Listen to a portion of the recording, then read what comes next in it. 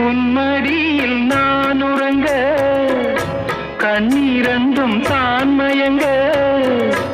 என்ன தவம் செய்தேனோ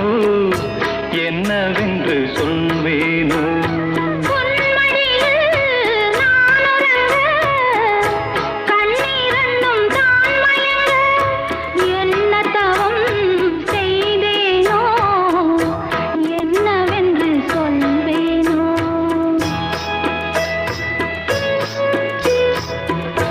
ஏழ் பிறப்பும் இணைந்திருக்கும்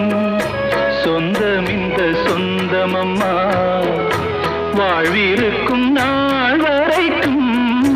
தஞ்சமுந்தன் நெஞ்சமம்மா